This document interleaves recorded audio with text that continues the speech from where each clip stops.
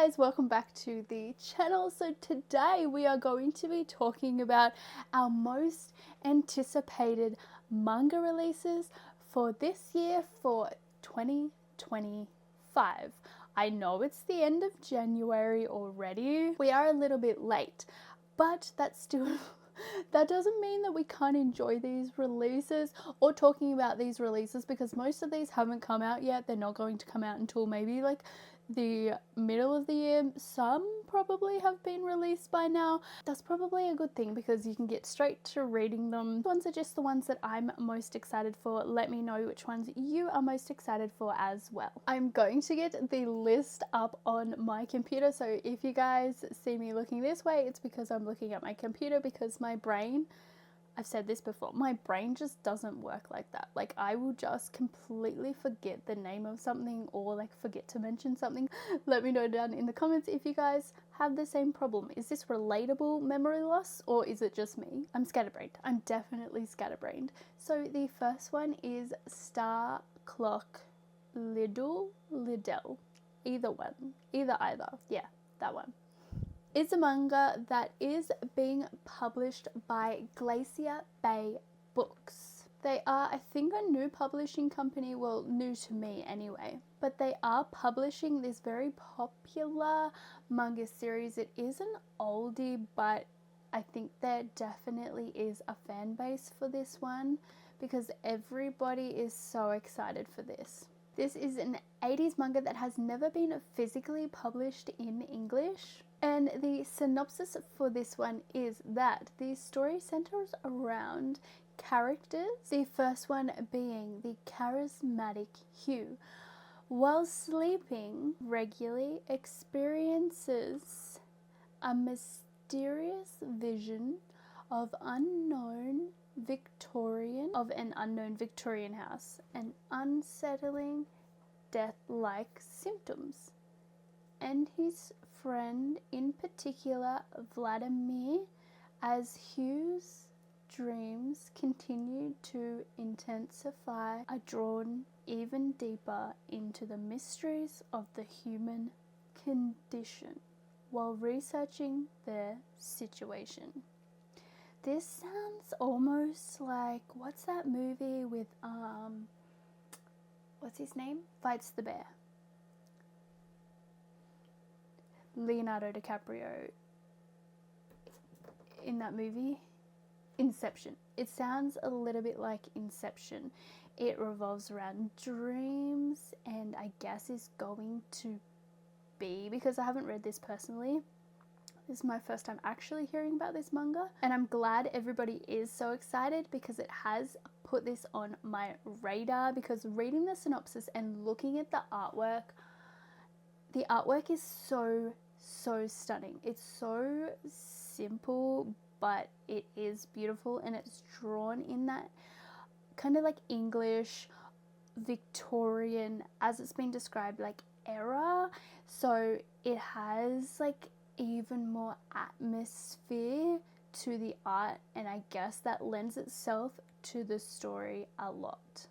So the set that is being published by Glacier Books is so stunning, and you will also find this with novels that are getting like special edition or limited edition treatments. So what comes to mind, if you guys aren't familiar, is Fay Crate, Illuma Crate, Owl Crate, those types of boxes.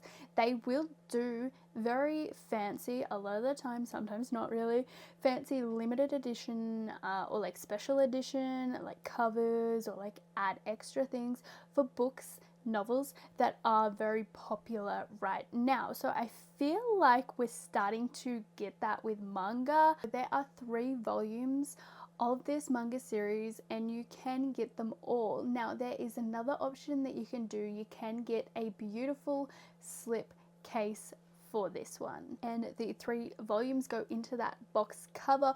On the spines, it's not ugly. It doesn't have all of like the publishing like little stamps on the bottom. It's just beautiful. It's very aesthetic and it looks nice on your shelf. It would blend in and it wouldn't stand out so much. Like the colors very much go together and match each other beautifully. They're not too bright or oversaturated. They look very, very, very fancy, but in a nice muted way. On the slipcase, there is this beautiful gold butterfly, either stenciled or foiled on the cover as well. So yeah, they don't particularly look like manga, they just kind of look like notebooks, I guess, as well. If you don't want that, you can just buy the manga separately, I believe, but if you want this slipcase, you're gonna have to be fast because I believe that is extra limited. So get in there and pre-order it while you can. A few more key points to maybe convince you to either pick this up or not pick this up is that this isn't necessarily an adventure per se, but it is more introspection, very much focused on the interactions and the dialogue, ruminations between the characters. So I guess more leaning towards psychology and philosophy. I guess a few other things to be aware of is that a lot of people can often find this story to be a little bit disjointed in the sense that it doesn't always make sense. So I have heard that some readers can find this very confusing, so like where they are in the plot and going from scene to scene, but I've also read that that was definitely intentional by the mangaka, because it is this line between dream and reality. What is real and what is made up? What do we make up ourselves in our own head? It's a story about loss. What is home? Where is comfort? And where do we go to find it? Like at the end, where is home? But if you are a fellow Australian or you live somewhere else in the world that is not the US, unfortunately, you cannot purchase this unless it is through a redirection, one of those redirection postal service things. The next one is the Ayakashi's Hunter's Tainted Bride. This one, I believe, was first published as a webtoon. It is about a romance, it's action, and it has suspense as well, and it's already won legions of fans, so it is very popular. So the synopsis is that the main female protagonist is betrothed to her young lord of a very prestigious family, but that changes one night when she is attacked by a vengeful yokai spirit, an Ayakashi, leaving her scarred with the mark of a demonic curse. And because she is cursed, her betrothed doesn't like her anymore. He finds her repulsive and everybody seems to hate her. She is forced to wear a monkey mask to hide her scar and live the life of an outcast. Years later, she meets another man from a noble family.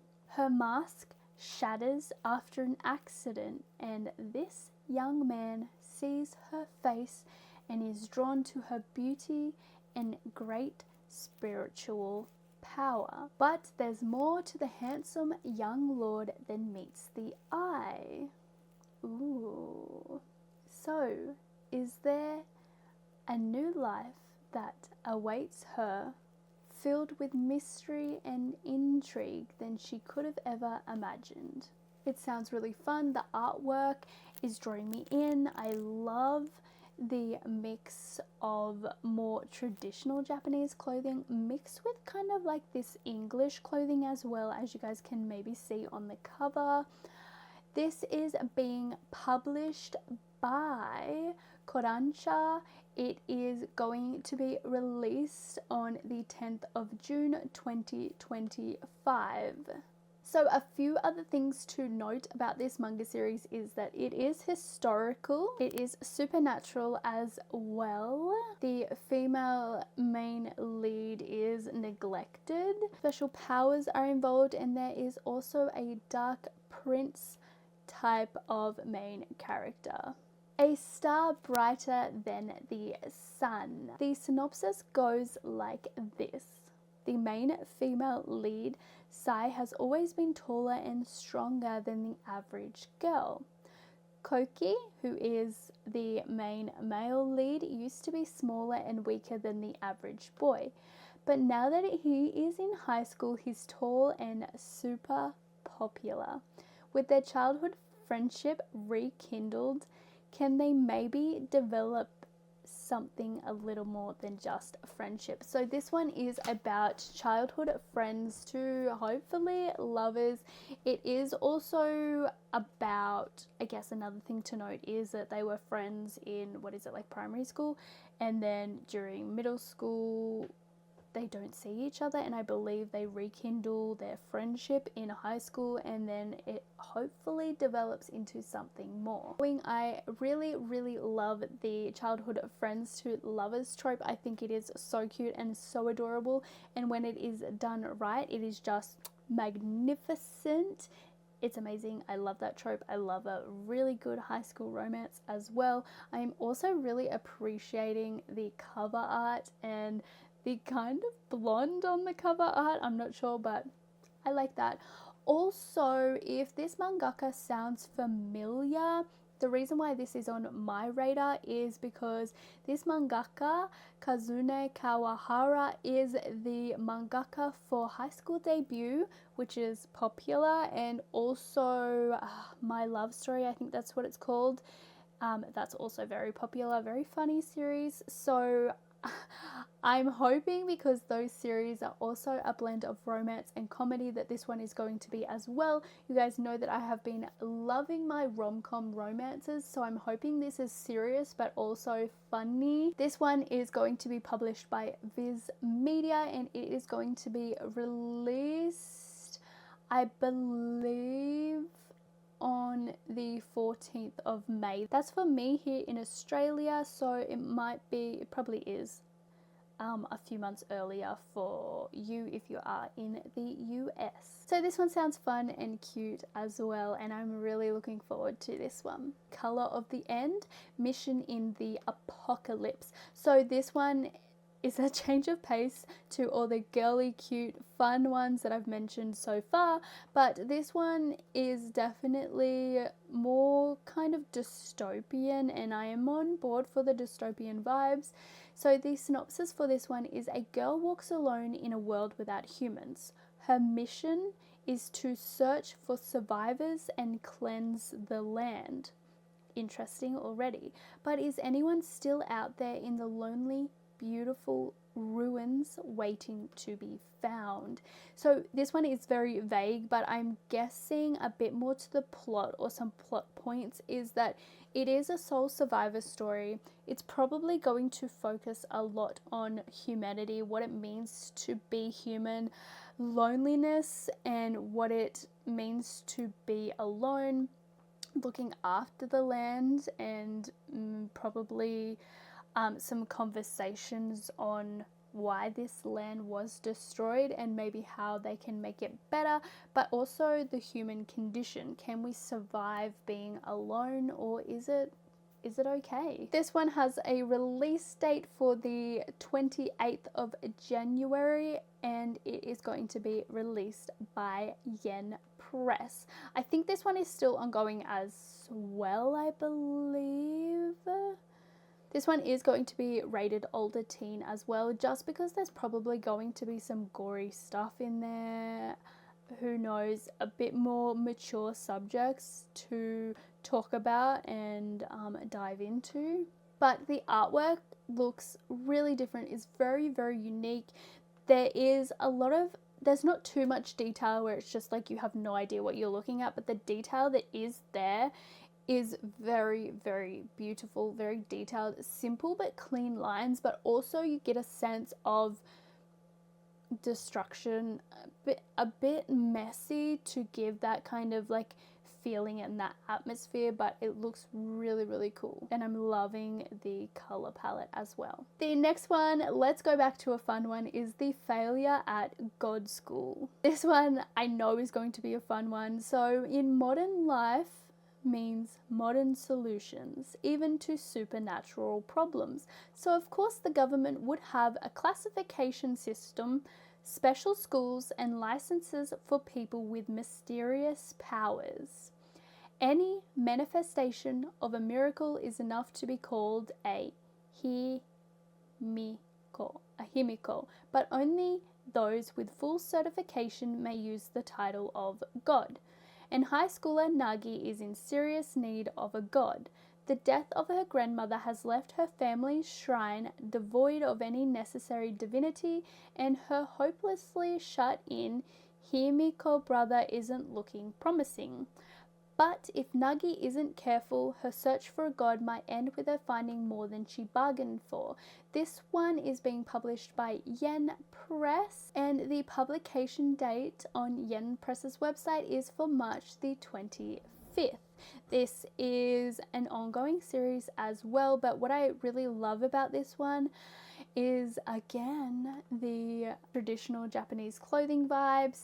Also, just like the special powers. I definitely think this one is going to be a fun one. A few other things to note with this one, I guess, is that it is quite new. It was first published in 2021. Just like a lot of these series are quite new, they are still ongoing, and this one is no exception.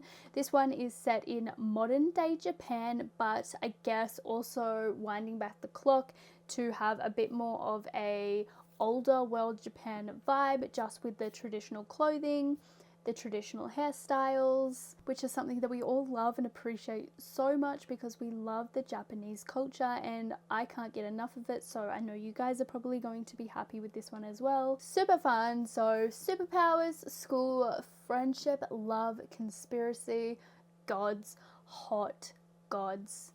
I'm loving it. Love the artwork already.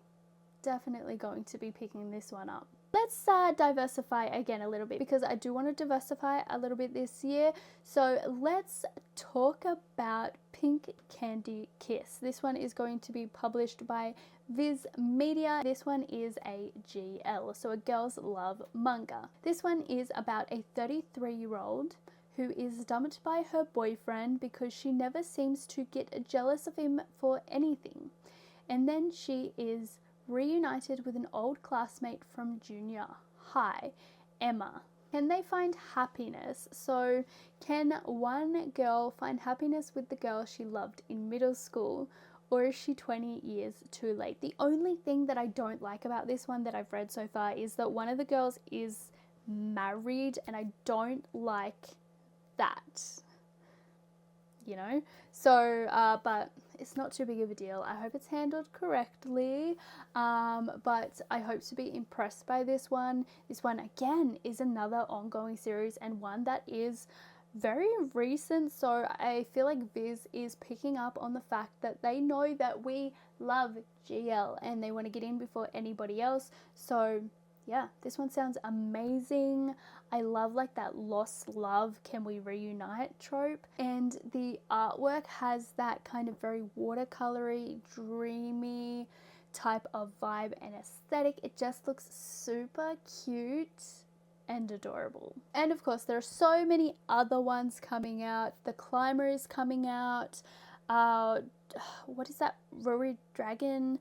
There's so many. Let me know down in the comments what you are most excited for. This is my list of the manga that I am most excited for in 2025, guys, and I will see you guys in the next one. Bye!